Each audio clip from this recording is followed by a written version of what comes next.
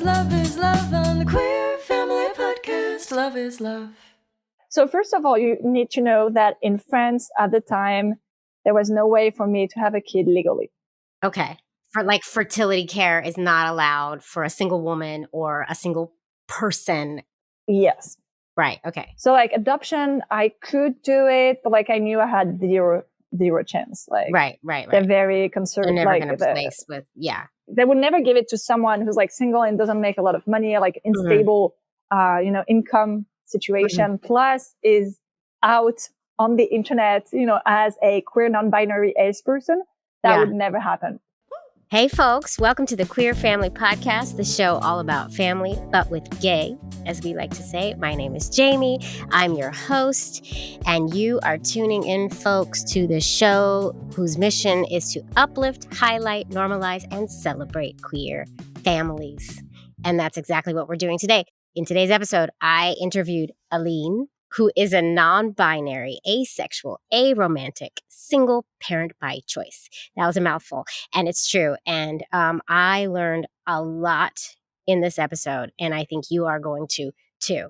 There is a lot to learn about our queer community still to this day. To this day, I'm an old lady, and I'm still learning things. I'm also, if you're watching the video, you'll see I'm outside recording this right now because I am on vacation. And by on vacation, I mean I'm visiting family and I'm at my cousin's house, and there's not really anywhere for me to record because my kids are basically up my ass, as you do when you go on vacation with children. And my cousin is sitting right here laughing at me right this second. So, So I hope you really enjoy this episode. I'm just going to get right off because a kid is coming to be up my ass right as we speak. And I hope you enjoy this episode. Don't forget to rate, review, subscribe, do all the things. I love y'all. Tune in next week. I got another one coming. I love you. Enjoy. Mwah. Helen and Beulah. I did bring them with me. I brought them with me. Helen and Beulah. Please roll that tape, ladies. Thank you. Thank you. So mad at me. Always. So mad. So mad. Thanks. Queer Family Podcast. Love is love. Hi, Aline. Hi, Jamie. It is wonderful to have you here all the way from Paris. Thank you for coming at such a late hour. I know it's late for you because, children. Yeah, it's 8 p.m. Like it shouldn't be late. Listen, when you're a parent, that's late. Yeah. Before we get into the whole interview, it's time. You might as well just give us your 30-second elevator pitch. Tell the listeners at home who you are and why you're here talking to the Queer Fam Squad. And I'm going to put my little timer up, but I will not cut you off. It really means nothing. It's just for fun. Okay? What a challenge. On your mark, get set, go. My name is Aline Mayard. I'm non-binary, Ace and Aro single parent of a baby called Joe, who's about to turn 2. And I'm also an author, book and podcast author and journalist.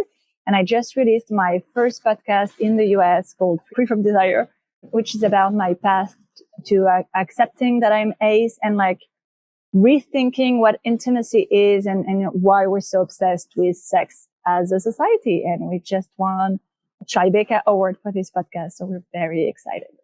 That's awesome. Good. That's better than me. How do I get one of those? I still don't know how that happened, really.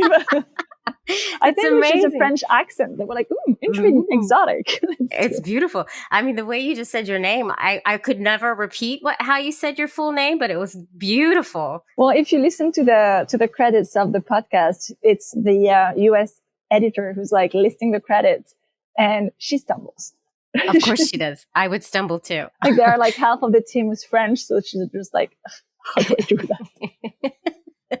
I find French to be a hard language to speak, coming from the English language or maybe the American English language. But I try. You said you are Ace and Aro. Yes. And so those words are short for? Asexual and aromantic. Yes. Meaning I think there are less and less people who don't know, but I'm still going to define it. In general, it means having 0 to little sexual attraction for asexual and 0 to little romantic attraction for, aromantic. And in my case, it's a spectrum, like all things, In my case, I'm very much like no sexual attraction at all and no romantic attraction at all. So I've never had any crush. Like, don't ask me. Like, I've never had any crush. That must have been so annoying in middle school. Here it's middle school and, like age 13, 14, 15. I mean, all the way through teenage. Yeah, that's what I touch on in my podcast. Like the first episode is really, it's about sex, the podcast, but like when you're a teenager, like especially in middle school, like sexual and romantic attraction, it's basically the same thing. And I go on to explain like how I basically invented crushes my whole life, just because I think, a mix of like, I wanted people to leave me alone and I wanted to be like everybody else. And so I went so hard on like inventing myself crushes. Like I had one crush when I was like 11 or something. And I actually renamed my stuffed animal that I've had like since I was born that my dad gave me. And I called that animal with the name of the boy I was supposed to have a crush on. Oh my God. It was just like, it was just like a blue-eyed blonde guy, like a young Leonardo DiCaprio. It was Titanic time. Everybody had a crush on him. Or just like, seems like a good one to have a crush on. You're like blonde hair, nice smile, making up all. Yes. You know what? I think it's an experience that many queer folks in general can relate to, because a lot of times when we're younger, we know we don't have crushes on the same kinds of folks that our friends are having crushes on.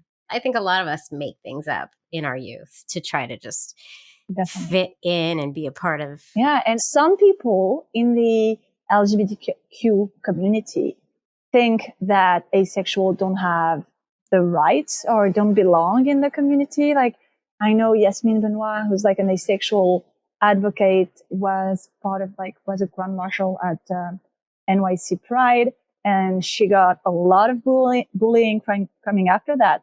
And people just like are not listening, because our experience as Ace, and especially when you're Ace and Aro, is so queer. Like we share that with everybody, just like thinking that we're broken, sometimes putting ourselves through things that harm us just because we just want to be normal, and like inventing ourselves a different life, just wanting, sometimes trying to be fixed, sometimes actually being, harassed or sexually attacked. Yeah, exactly. It's a very queer experience to be Ace and or Aro. It is. I mean, just hearing you tell your story right in the beginning, to me, it sounds super queer. I mean, we have a lot in common in that respect. I know there are a lot of folks who are listening to this podcast who know exactly what asexual and aromantic means, and probably know folks who are either one of them or both. But there are also probably folks like my mother listening to this here show. Hi. Yeah. who are going to call me after and be like, I still don't get it. So I do want to like dig deep into your experience, and then to the experience you came to of becoming a parent. Yeah. Because I find it so interesting, and also just beautiful that the desire to be a parent does not coincide with sexuality or romantical feelings, which a lot of folks put together, right? You get married, you fall in love, then you get married, and then you see, this is the heteronormative experience, right?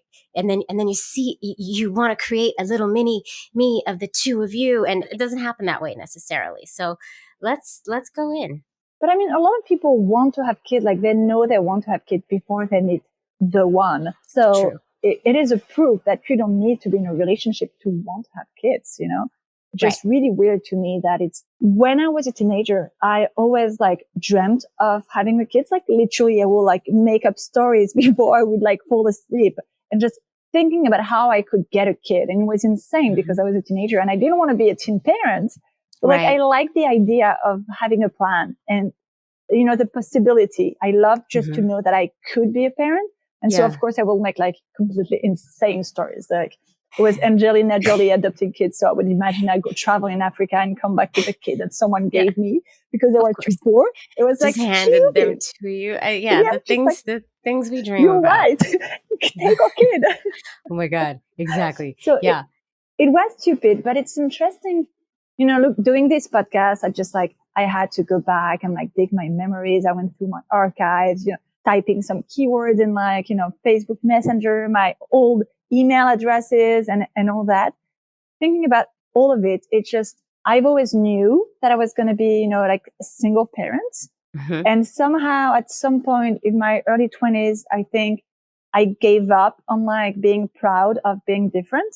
And I just started like for a few years, maybe 8 years, to just trying to be like everybody else and like try to find someone and imagine myself in a relationship, like a romantic relationship. But deep down, I've always known, that like I didn't need someone else to have kids, even though I've never heard of like two lesbians having kids or like sperm donation. Like I had no clue how to do it. This is not something we talk about in the early aughts. We've come a long way since the early aughts. Like we have come bounds and leaps. We still have a long way to go, but you're right. It wasn't something that was really talked about. And if it wasn't in your general sphere of life, you have no idea. But what I find a bit sad though, is when I interview young aces, like, I don't know, teenagers, like late teenagers, like 20 somethings, I often hear them like saying that the only thing that makes them sad about being ace is they're not going to have a family. And I'm like, how could you think that? We have so many diverse families. Like, even if we don't see them much in TV shows, and like we know they exist because, we're passing laws in France. Like there have been a lot of discussions about who's allowed to have medical procreation, assisted procreation in France. Like it used to be forbidden for basically anyone who was not cis and straight and in a married situation. And so like, even if you don't see us that much in the media, you hear politicians talk about us and like people marching in the street to prevent us from becoming families. So like, how do you still not get it? Like it means that there are so many things, so many deep myths about families that even though you hear about it, you still can't actually believe it, that you can have a kid by your own. Right. It's the soup of society. We're swimming in it. And it's hard to see beyond that. That's why representation and visibility really matters so much. That's why it's great that you have this podcast. That's why it's great that you show up for folks to see, So take us to kind of like when you finally like came to the realization, okay, I'm not going to hide anymore. This is who I am. How did you know? And then where'd you go from there? Up until like my early 20s, I was kind of like proud to be different and like kind of like, I'm above all of that like sex shit, it's not me. I'm proud. And then I think, like people, not anyone in particular, but like the whole society was nagging me in a way, just like, why? It's so weird. I don't like looking at me like a freak because I didn't meet, like, I wasn't your standard, like, old virgin, I was just like, I was like a social, fun, like, okay looking person. It didn't make sense for people that I didn't have sex. So I had like this bracket of time where I just kind of went like, oh, Carrie Bradshaw, or maybe like Samantha, that's it. Oh, you did? Maybe not to her level, but it was kind of like, I am I've always been like an independent person, like a feminist, and especially in France, like if you're feminist and you're cool, you have sex, you're like a free sexual being. And if you don't, you're stuck up and you're prude and you're like a Puritan and you're traditional and all that. So yeah, I went through that a bit and it was horrific. I didn't like it a bit, put myself in a lot of like situations that I think plus me too, I wouldn't have put myself through. Yeah. And then I also, try to date people, like force myself to go into the dating scenes, and it just didn't seem to work. I had like, bad experiences and like good experiences. But mostly, it was like a very mixed bag, more mixed than it should be, When I was, I think, 25, I saw online, I don't know how, I read something about asexuality, and my first feeling was like relief and right away scared. In my mind at the time, it was like 2012, I think, if my memory serves me right. And at that time I was like, asexual equals no sex, because who would want someone who does not have sex. Like nobody will want to be in a romantic relationship with you. Right. You know, like, and if you're not in a romantic relationship, you're not going to be happy. Like to me, it was just like, this is the only option to be happy in life. Like you don't want to be a spinster. And again, going back to like how deeply rooted some myths are, because like I knew a spinster, or, you know, like my godmother, you know, she's been single since, you know, since I was a kid, and like she had a good life. Yeah. And right. Totally. I guess it didn't quite compute. Also, like she's been with men, so maybe I was like, I didn't see her as a spinster, but like she'd had years being single and liked it. And also, you know, I was so scared that I didn't dig into it or like think about it for a minute. Like, cause like if you're ace and like your relief is that you're not alone in this world, then obviously there would be other ace to be in a relationship with. And like also, you know, like you, like most couples don't have sex anymore or at all. So true. like, why would sex be so important in life? And this is also in this podcast, I share my story and we go through all the different periods of time in my life and like the realization and the obstacles and all of that. And then, you know, I interview experts and like we discuss about number 6. I wanted to give the mic to other ace people. And we have a sex episode when ace people talk about their sex life. And I thought it was really important to show like the diversity of the situation. Like there is one person who's single, never had any sexual, like, never had intercourses and like doesn't plan to. You had one person who's been in a straight relationship for her whole life, basically, and has sex like once, I think it's once a month. It's a lot of sex. I think it's a lot of sex. Once a month is like you're doing pretty well. Right? And so I just, you know, I think it's important to realize, and that's also why I wanted to do this podcast, is like talking with non-ace, you know, like allo people, as we call them, allosexuals, that intimacy, you know, like is very different from one couple to the other. And like everybody should be being used and like to talk about what they want sexually and what kind of intimacy they want, like to stop seeing intimacy as intimacy equals sex. You know, it shouldn't be that. Like intimacy is so much wider and more interesting than that. You're right. And the more you talk, the more I'm seeing like how much of a spectrum it is, really, sexuality and intimacy.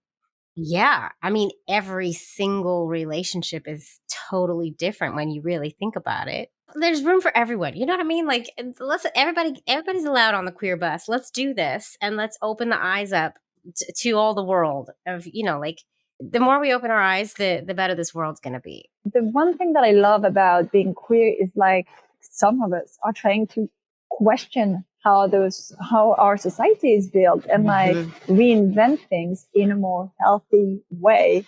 And I think that's what is so great. And the more voices we hear, the more like insight we have on like what we could do. And that's something that I really enjoy doing this podcast, is just trying to get, you know, more testimonies to like dig deeper and just see, you know, the diversity of what's going on. So you find out about asexuality and you say, oh, okay, that sounds sure, yeah. like So me. I freak out. Yeah. And then I go into denial. Right. And then, you know, after that, I think it was like gradually coming to terms with it in a very non-linear, and, you know, like it's not like that very like simple coming out story that most people think it is. It's just like sometimes I'd be like, yeah, I think I'm ace. And some other times I'm like, depending on who I'd be talking with and like, you know, the time of the year or like the season, I don't know. It'd be like a different feelings. I'm like, it'd be more or less assertive, you know, like be like, and sometimes be like, yeah, I'm an ace, you know. Right. Yeah. I had to face the facts I was just not good at the whole like having sex thing. Like I thought that the more I would do it, the more I would like it. That's what people told me. And in a very French metaphor, they would say it's like cigarettes or it's like wine. The more you do it, you know, the more you enjoy it. I don't smoke. I still don't really like wine, and I still don't feel sexual attraction. Yeah. At some point I was like, so sex, it's still not coming to me. I don't feel more aroused. I've been in lovely queer relationships because I like those person that much. I just went onto like the website, like OMGS and all that, to learn about your female anatomy and like try to know how to pleasure yourself, because I was like, I need to be able to be better at it. It's just, to like create that intimacy that I want to give them. Also, I was like, I have no idea what to do with this. Because you had no desire, right? Belonging to someone else. Like, this is just insane. I don't know what to do. And it helped a bit, like I realized what it meant to be aroused in a way that I think I wasn't paying attention to it before. Because like you can have a big libido being ace. Like there's someone in the podcast saying like she masturbates once a day. Like she just feels the urge to have like sexual activities. So there is a libido there. Yeah, there's a sex. There can be a sex drive. Like not everybody, but like there can be a sex drive, but it's usually lower than like allos, just because you have less stimuli, because you don't have the external stimuli coming from I see, other people. Yes, like I tried. I gave it my best. I've been, I dated 2 people that I were checking everything in the list, and it still wasn't coming to me. I still wasn't feeling aroused. I could understand myself a bit better. Like sometimes I'd feel something, but it was more like the atmosphere or, like the tension in a book or in the TV shows, but it still wasn't directed at someone. Right. And so, you mean like attraction, like you would feel a little bit of attraction, but not really. Well, it's not attraction is really like something aimed at someone. So sexual attraction is like sex drive and aimed at someone. And I was sometimes feeling the sex drive, but never aiming at someone. And so, the more time passed by, and the more I was like, well, I'm just, let's just accept it. And also I've been, ever since I really fully, because I've been identifying as, well, we didn't say queer at the time, but like bi. The queer terms came later in France. I've been identifying as bi since I was 20 something, just because, I didn't felt more attracted to men than women. So it's just like, then I'm bi. It makes sense to go that path, right? Like I have to put a label on myself. So let's go. Exactly. This. But like it took me a lot of time to really fully immerse myself in the queer community. I think it's really odd the number of times that I could actually be part of the queer community, having like a queer roommate or whatever. And just like, I think being a bit afraid, like I remember the first time I went to a lesbian bar with a straight friend of mine, and I was just so freaked out. I was like, oh my God, it's gross. They're all dressed in black and have short hair. I just wasn't ready, I guess. That's crazy lesbians.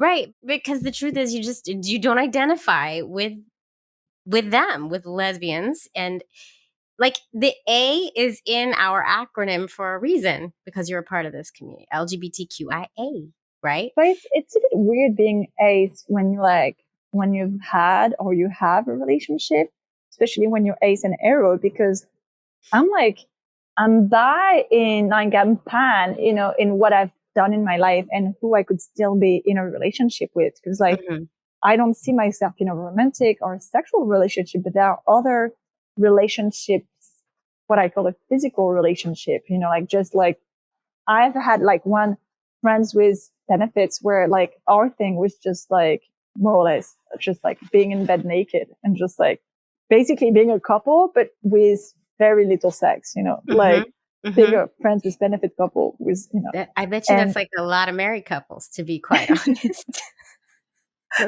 Let's be real. I think it was more tender and like cuddly than most. Okay. No, good point, Aline. Good point. You're spot on right there. That's probably very right on. Yeah, but yeah. So like I'm like a practicing pan, but I'm not pansexual or panromantic. So it's kind of odd, like I've been in the lesbian scene. It's odd to me, like I'm clearly more of a lesbian than a straight person. Yeah, You know? right. Well, not now. I identify so much as non-binary now that I wouldn't call myself lesbian. Like before, I'd be like, I'm not a lesbian, but I'm also not a lesbian. It's such a journey, it's such a journey to figuring it all out. It is. I mean, we're all still on the journey. We're all on the journey for sure. Mm-hmm. Sometimes it seems a little more complicated than others, I suppose, just because of the world and the society we live in. Queer Family Podcast. Hey folks, Jamie here, just dropping in to say one quick thing. If you like this show, maybe consider joining my Patreon community. I have various tiers in my Patreon community starting at just $2 a month, and you're going to do a good thing and you're going to get bonus content from it, like video episodes of all the episodes dropped a day early and other behind the scenes shenanigans of my life. And I'm actually coming up with new things to add as we speak. So there will be some new stuff coming in there now. So if you feel like supporting this here show, go over to patreon.com/the Queer Family Podcast, pick your tier and start perusing around and see what we got up there and enjoy it. Okay, that's it. Back to the episode. Enjoy. Love is love. Can we talk a little bit about the Aro side and when that came around? I think for me, and maybe that's because I'm French, because like we're not, like people think that Paris is like a very romantic city. It is not. We're very obsessed with like people having sex, and like it's okay for us if our president, like a former president of ours, had like sexual, like extramarital relationships. Right. So that was something that like people had me pay attention to. And it's so present in all the movies and stuff, especially like I talk about the American side of it too in the podcast, like American Pie, Sex and the City. It was also a big influence on me when I was younger. But like love is supposed to be like, you're supposed to be horny all the time. The love, it can only come once in your lifetime. Like, sure, you need to be in love at least once in your life. Like it can be more tricky. So I was just like, it's going to happen at some point. And it just didn't. I think it was after I was like really comfortable with me being Ace and comfortable with me being single that I listened to a podcast. It was straight after Little Woman being released, like the Greta Gerwig one. And they were saying in that podcast, it's an Ace and Aro podcast. And they were saying, oh, I think Joe March is Aro. And I was like, what? Oh. I'm Joe March. So, Joe. And then it just Joe's the clicked. badass. Yeah, Joe's badass. Joe's the best. Of course. And like, rewatching the movie and how, like she can never really fall for that person that she's so intimate with. I was just like, yes, they're right. And I'm also Aro. And it was just like, all of a sudden, like it didn't change anything in my life because at that point I was already very comfortable with who I was. It was suddenly I had a new word to describe, what I was feeling. And suddenly, I looked back on everything in my life and it just shed a new light. Like, it's like when I did a panic attack and a friend told me it was a panic attack. And then suddenly I was just like seeing, a lifetime of panic attacks. And I was like, that's what it was all about. It was not like allergies. It was not, it was just like panic attacks. And then my panic attacks stopped after I could name them, and a few months of therapy. Right. Well, we all need therapy. Like, let's throw that out there. But wow. Yeah, naming it was like so cool. And then, I mentioned before that I was inventing crushes, but so like it became clearer to me. Like suddenly it was just like all those crushes that I just invented, all of the stories, all of this time just waiting to like meet someone who would like save me. And, like suddenly my life would be exciting because someone will like, pull me up and everything. And it's funny because like, for a lot of time I was like, I was not paying attention to being aromantic, but I remember also thinking I can't be aro because I had one crush for 2 days. and like for like 20 years, it was like, well, I can't fall in love because I had that one crush for 2 days. That blonde guy with blue eyes. There it is. And there it is. How funny. And looking back at it, and like getting actually like reading more about, what romantic feeling is and like what romantic attraction is, it just I realized that we don't understand what we feel most of the time because our society has taught us to just look at things through the sexual and romantic lens. And we just forgotten about all the different ways to feel attracted to someone. And so I realized at the time that obviously I'm like Ace, Aro, and non-binary. So I was bullied and like very lonely in middle school. I'm sorry. Again, a very queer experience. Like, yes, right? Exactly. Suddenly I saw someone who just like I connected with, and I wanted so badly to be their friend, but also to be, recognized by him, to be accepted by him. And I mistook that for a crush. And it wasn't a crush. It was just, or it was like a friendly crush. But it was like, so I was really into that. I didn't do anything because I also think he wasn't attracted to me. And when we got back it was in summer camp. And when I got back, I actually put a message on like those like late night talk shows for teenagers. And I was like, if you hear me, this is Aline. So I was just so excited to have felt a crush. Right. I was just like, I need to do everything that I can. So, I don't think that if I actually was aromantic, I would have done this. It would probably either have been like much smoother during the summer camp, or I would have just been mad. There's a million boys. Right. But also it was like a moment for you. You're thinking, oh my God, I fit in now. I'm experiencing what everybody says exciting. I'm supposed to.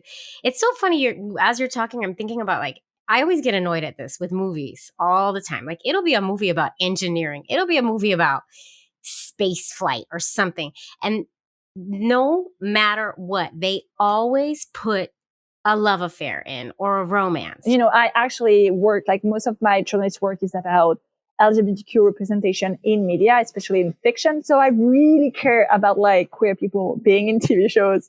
Yes. But also sometimes I'm like, why wouldn't you let those people be two friends? Right. Like we need to see intense friendships. I want to see people build solid friendships.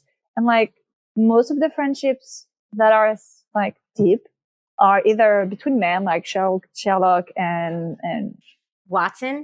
Yeah, it's Watson. How could I not? Like, how could we forget about them? They're everywhere. Yeah. So yeah, it's kind of like like duos like that. Or most of the Marvel superheroes have like a best friend. We very, very, very rarely, like sometimes we have like a guy and a girl being friends. For example, like friendship between two women. Yeah.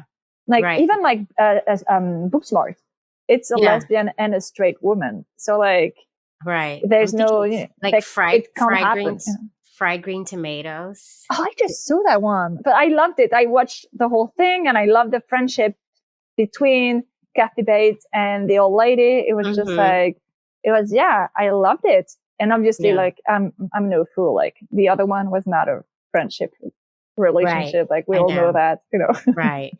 Okay, so then you come to terms with the Aro side of you, and then when does baby making come into the picture? I think again I mentioned like I've always knew that I wanted a kid, even though I questioned it a bit because I dated people who were like queer people who were kind of like I don't want kids. So it's very healthy. I think we should all wonder, even if we've been dreaming about it since we were kids, we should all like have that moment to like think about it, like why we really want to have kids.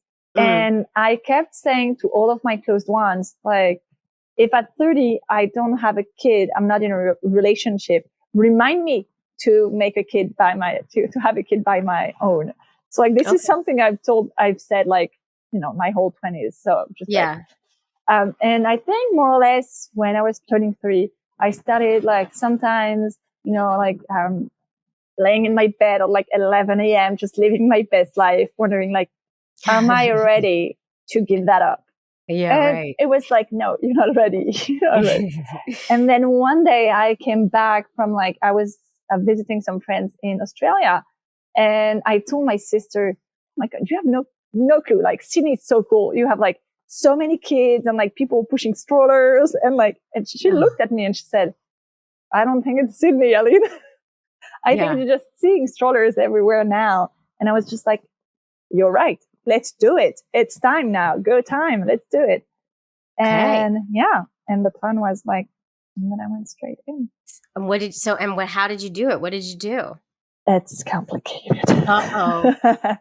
Oh boy. What happens? So first of all, you need to know that in France at the time, there was no way for me to have a kid legally. Okay. For like fertility care is not allowed for a single woman or a single person. Yes. Right. Okay. So like adoption, I could do it, but like I knew I had zero chance. Like right. They're very conservative. They're never like going to place with Like, they would never give it to someone who's like single and doesn't make a lot of money, like unstable, income situation. Plus is out on the internet, as a queer non-binary ace person. That would never happen. Right. So even though that was like my preferred path, like, and also, I was really interested by that. So like, ever since I was in my 20s, I've been talking to people who were adopted and like getting interested in that. And I was like, it doesn't really make sense to me. Like maybe later in life I'll be fostering, but even fostering is like really weird in France. So I was like, I don't feel ready fostering in any case. And I want it now, so I don't want to wait. And like adoption can take such a long time. So 3 different options.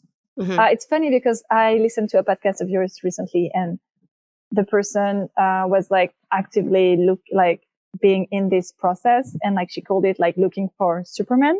Oh yeah, that's what I call the donor search, the search for Superman. Yeah. Yeah. I actually did a whole podcast called like looking for the perfect sperm. So Yep, because it's so true. We get cray-cray. And so I had like, in my mind, there was like there were 3 options. The first one was co-parenting with someone that I knew. Like I really didn't want to, like, I didn't like dating. So I was clearly not going to go like co-parent dating. Like that was not something I'd be interested in. I wanted to go fast. So I didn't want to have like to know someone. By co-parenting, do you mean like create a child with a friend and then agree to co-parent? Yes. Okay, gotcha. Yeah. Right. Okay. The other option was like not co-parenting, but asking a friend to donate, to give a sperm. And the third one was just to go to a sperm bank. All of them were illegal. So in terms of like, it was just all the same. I had one friend who agreed to give me sperm, but like they actually sold their company and were just sailing for, I think, I don't know how many years. And they were not coming back. So it was like, I'm not going to wait for you to come back in your white, on your white boat to save me. Yeah. So it was like, not going to happen.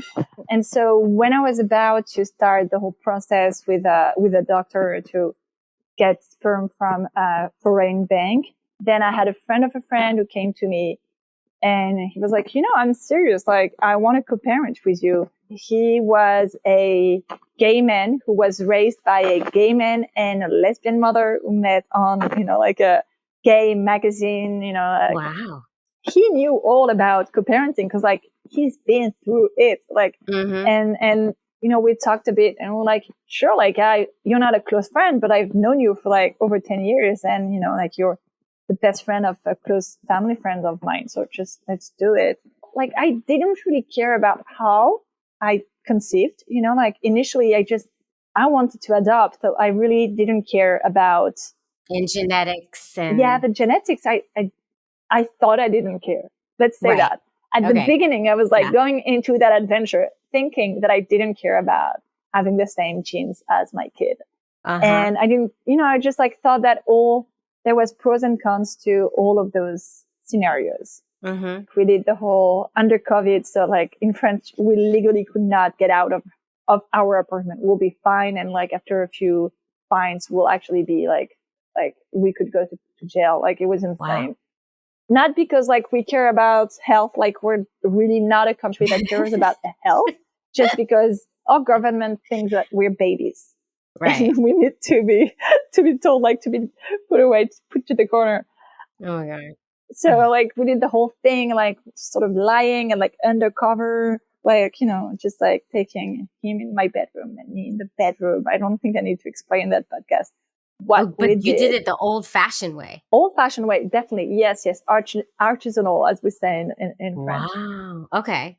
Yeah. But also he was a doctor, so that, he stole some supplies from the Okay. hospital. Okay. All right. And it didn't work. I think we did it 3 times. It didn't work because mostly I think I got so preoccupied with like checking when I was ovulating with the sticks that thinking about it just got me all like my cycle were all messed up. And like every time I had my periods, I was like, okay, we just did not inseminate at the right time. Right, And right. my cycles were so long too. It felt like I had to wait forever to do it again. It was so frustrating. And on the third cycle, and he told me he met someone. He wasn't sure if it was like the one, but he realized that maybe he didn't want to reproduce his family model. So I think it's so interesting because usually people just try to, have a kid in a relationship to do like the way they were raised. And I think maybe in a way he tried to do the same to reproduce what he knew, and then he was like, well, maybe actually I need to question what I want. And so we stopped there. Luckily it didn't work. So we didn't have to figure out like to go into having a kid after he said, I actually don't want to do it anymore, which would have been awkward. Well, yeah. And then complicated and all kinds of stuff. I can only Right. imagine. Yeah. But yeah, so after that, I went back to my original plan, which was sperm banks. And so no sperm banks for me in my country. So what people usually do is they go abroad, they go to Spain, to Belgium. It's okay. Like it's legal, and like it's legal for foreigners too. So there's a lot of like conception, medical conception tourism, but I didn't want to do that. First off, I'm lazy. So I don't want to have to wake up early and take a train. Like, Okay. no way. Right. Yeah. No, totally. I didn't want to do that.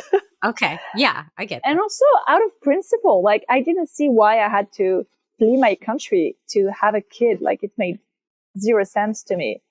So what I did instead is I ordered sperm online via, I think it's called 2 years ago, and I already forgotten. It happens, especially when you become a parent. I don't know, like Danish or Swedish sperm bank. European people listening to that podcast will know. Yeah, one of them. It's one like, of those. Like Scandinavian country sperm bank. There it is. And now they all know. Right, exactly. So I found a doctor in France that was like an accomplice in that felony, I guess it's a felony. Yeah. He would like get the package, and then I would come, and like he would do all the tests and all of that, and it was close to my home. And what's interesting is, first off, the sperm cost way less. Oh, really? How much did it cost? With the shipping, I think the cheapest option 2 years ago was 400 euros, I think. So like, wow, $500. So okay, yeah. Okay, so you had it shipped to this doctor's. I don't know how they managed to get it through customs and like past the guards, but the guards, like there's guards. The sperm guards. That's sperm. Yeah, they don't really care that much about the, like the law saying that they couldn't do it, especially because it was almost finally about to be voted. That, now it's legal. Oh, okay. And also it's not written on it. It just says like, this is a trial box. This is all that it says on it, like chemical components or whatever, Oh, so, okay. Yeah. And the other like very cool part about it is like the doctor is following you, whether you go abroad or you get it shipped. Like they will write the paper so that you get reimbursed for your medical bills, Let's do it. When you just say like this person needs this drug. Yeah. Wow. Okay. Ours is a mess because we have to use insurance and it's all kinds of stuff. Here in France, like most of it's covered by the French Social Security. And then you got the rest that is mostly covered by your health insurance, which is like everybody have a health insurance. It's compulsory and it's not that expensive. They would like lying about, why I was going to see the doctor. They will prescribe me for, the medicines and like everything that I needed, and like the testing and all of that. And it was mostly reimbursed. So like it didn't cost me much, I think, because I got like pregnant of my baby after 3 3 inseminations. And I think all in all, it costed me something like with all the tests and all of that, I think 3,000 euros. Wow. So that's Okay. really not a lot. Especially for I mean, it being was illegal. a lot for me. Like I had to ask for money at the end. I was just like, I don't know. I had money for 3, but I don't have the money for 3.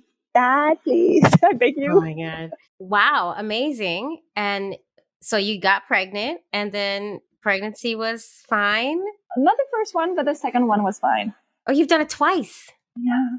Oh my goodness. And the second time, was it legal? No. It was all illegal. It was all illegal. But yeah, so the first insemination didn't work. The second one worked, but like I got so excited. I took the day off. I just wanted to see all of my friends who weren't working. Like, Yeah. I'm pregnant. I just couldn't see how I could be working after that, even though the test thingy that they're measuring like was so bad. It was like I was barely pregnant. Of course, right. And of course, it didn't work out. I was like, well, it's life. I was kind of like, I knew this could happen, so I was just like, that's right. It's gonna work next time, and next time it did work. So. And how old is your baby now? 2. Well, not exactly 2, but almost. Almost 2. Yeah. And how's it going? I feel like I just keep like every time I talk about being a parent, it just sounds so like lame. Yeah, I know. So yeah, it's just like a kind of love that I've never experienced before. It's also weird cohabitating with someone who sleeps most of the time in my bed and kicks me out of bed. So right. It's new to me. Mm-hmm. Sometimes I feel like it's easier than I thought, and sometimes it's just harder than I could imagine.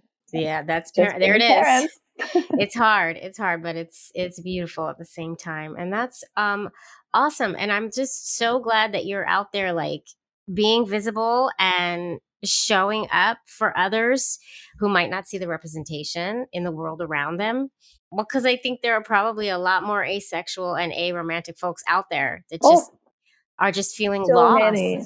And confused as to why they don't feel like the rest of the world, quote unquote, Since I started talking about being ace, I've had 3 friends who came out as ace, or like on the spectrum, and like in different place in the spectrum. I hear people telling me all the time that, like close, like people that I know, like their brother, their sister, their like partner, like actually have an ex who's been dating, who's like dating ace people all the time somehow. Like, I don't know how they do it. Like, apparently they're like an ace magnet. They just find them. Exactly. And so Free From Desire was first released in France, and it had like a huge media coverage. Like, it was just, I couldn't believe it. Like, I was on the cover of a prestigious magazine just because they did like this whole thing about like being like the ace revolution and all of that. Mm-hmm. It's been a year and a half since the podcast was released. And first off, I still receive press interviews with press all the time, because I'm pretty much, and that's very sad, the only person who's been working on the topic in France. But also I still receive messages from like people all the time, like age like 15 to 80. It's just insane. And so many stories, and it's just, I love it. It's just so great to see all those people, like I have one person, I think they're in their 60s. And she said, I realized I was ace thanks to your podcast, and now I quit my husband. Oh my God. Okay. Good job. Like, good job. Yeah. Good for you. Good for you. I mean, good for you for doing this and just, like I said, showing up in the world, and you're helping people. And that's just freaking beautiful. I say it all the time. It's beautiful. So where can folks find you? There might be people listening right now who are like, oh my God, that's me. Where can people find you? So the podcast is called Free From Desire, Asexual in the City of Love. And you can find me on Instagram and a bit on Twitter. And my Twitter handle is Yala Aline. So just go on the podcast notes, and we'll find it in the podcast notes. Okay. All right. Everybody go check out Aline and reach out to Aline if you need to. Please tell me all about your life in my DMs. Like, Yeah, please. I love it. Drop in those DMs. Thank you so much, Aline, for coming and sharing your story. I learned a lot. I really did. Thank you for having me. It was great to be in that podcast that I listen to so often. Yay. Oh, good. Yay. It's all the love. All the love. Can I do the music? Queer Family Podcast. Love. Yes. Oh my God. Yes. I love that. Thank you. It gets stuck in your brain. I'm sorry. So stuck. Queer Family Podcast. Well, folks, I really hope you enjoyed that episode. I know I did. If you did like it, go ahead and listen to another one. Or watch another one. We have so many for you to choose from. So just go click on one and do it. And also don't forget that I do have merchandise. So if you love this show and you want to represent queer families in all our goodness, go to tpublic/the Queer Family Podcast and look at all the designs I have there and put them on any of the products that are in the store. They're all beautiful. And I'd love you to wear some of our merchandise. So just go ahead and do that. And thanks so much for tuning in yet again. And please keep tuning in. I'll see you next time. Thanks again.